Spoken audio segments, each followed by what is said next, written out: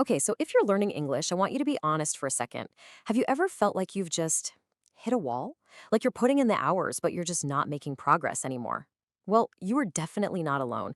So many learners get to that point. But in this explainer, we're not just going to talk about the problem, we're going to hand you the solution. We're going to lay out a clear, actionable blueprint to help you smash through that plateau and start building real, tangible progress towards fluency. So let's get into it. Does this sound familiar? I mean, reading this, you can just feel the frustration, can't you? This quote gets right to the heart of it. You try so hard, especially with tricky things like listening, but it feels like you're just spinning your wheels. It's a really tough feeling, but you know what? Acknowledging that feeling is the absolute first step. It's like finding the "you are here" marker on a map.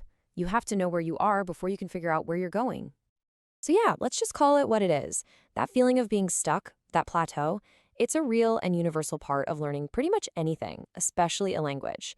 It's that moment when maybe the initial excitement wears off a little bit and the challenges start to feel, well, really challenging. But here's the secret.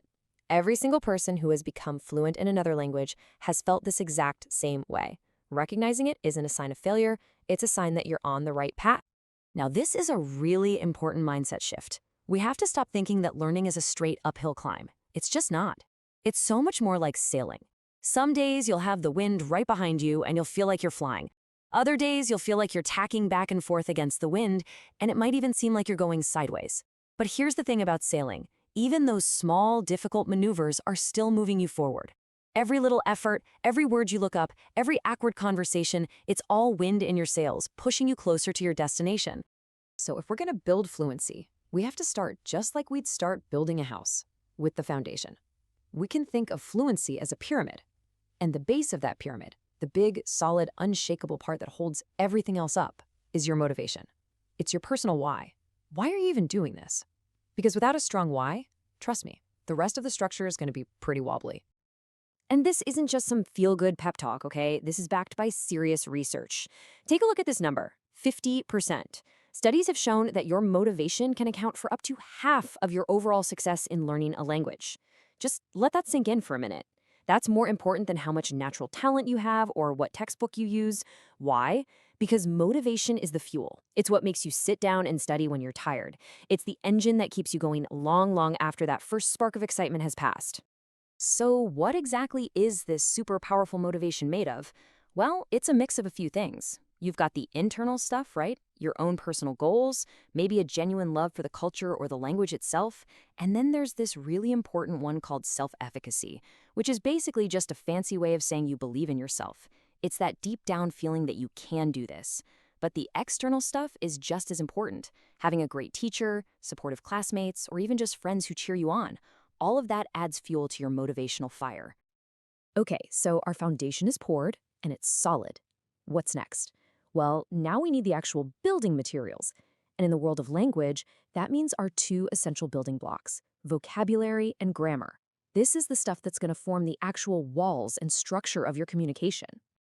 So let's talk about learning words. It's not just about looking at a word and trying to memorize it. The science of memory shows us it's actually a three-step process. First, there's intake. That's when you first see or hear a new word. Then there's storage, how your brain files that word away for later. And finally, retrieval, your ability to pull that word out of the file right when you need it in the conversation. And here's the big takeaway. So many learning methods only focus on that first step, intake. But if you're not also thinking about how to store and retrieve the word, you're literally only doing 1/3 of the work. And this right here is exactly why just memorizing random vocabulary lists doesn't really work. Our brains don't store words in a neat little list like a dictionary. It's much more like a giant interconnected spider web. Every word is connected to sounds, images, feelings, and other words. So when you learn a word in context, like learning the word crisp by biting into a crisp apple, you're not just learning a definition, you're weaving that word into the web, creating tons of connections that make it so much easier to find and retrieve later. Now what about grammar?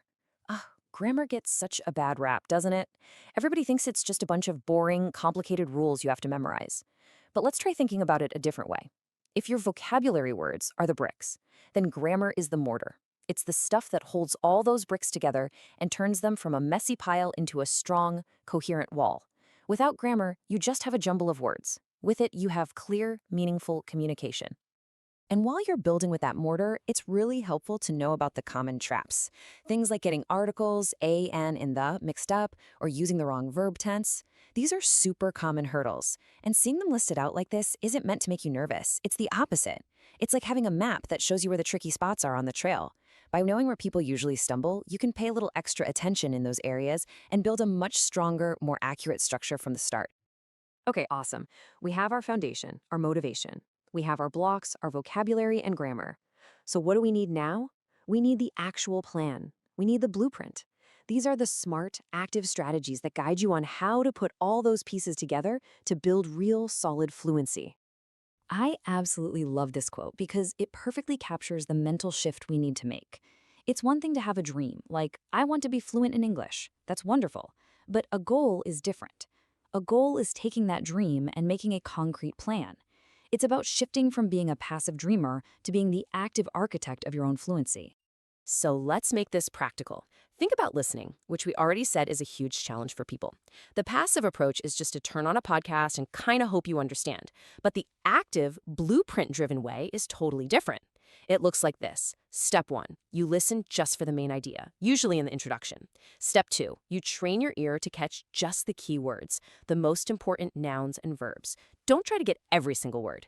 And step 3, you listen for signal words like for example or however, because they're like road signs telling you where the speaker is going next. See, it's a strategy. And this is maybe the most important part of the blueprint.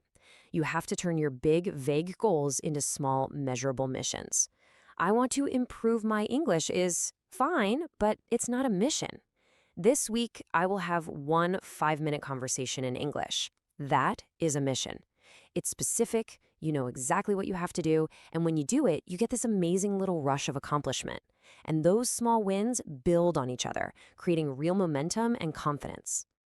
This brings us to the very top of our pyramid, the final piece of our blueprint. It's absolutely crucial to have a way to measure your progress. You have to be able to look back and see how far you've actually climbed. Not only does this feel amazing, but it also gives you a clear sense of where you are right now and what the next logical step should be. So how do we do that? Well, let's look at a tool called the CEFR, or the Common European Framework of Reference. This table makes the fuzzy idea of fluency way more concrete. Look at B1, the independent user. At this level, you can handle most travel situations, you can talk about your family and your hobbies. It's very functional. But now look at the jump to C1, the proficient user. This is a whole different ballgame. Now you're expressing ideas fluently, you're using language creatively and flexibly, you can argue your opinions with precision. It's a clear picture of what progress actually looks like. So please, don't think of something like the CEFR as just a score on a test. That's not the point. Think of it as your own personal map for your language journey. It's this incredible tool that helps you see objectively, okay, this is where I am right now. It helps you celebrate how far you've already come, and it clearly marks the trail to your next destination. It's incredibly empowering. So there you have it, the English Fluency Blueprint, from the ground up. You've got the foundation of your motivation, your why. You've got the building blocks of vocabulary and grammar, your what. You have the smart strategies, your how. And you've got the map to measure your climb. The entire plan is right here, in your hands. So the only question left is, what are you going to build first? You are doing great. Don't stop. Subscribe and watch the next video.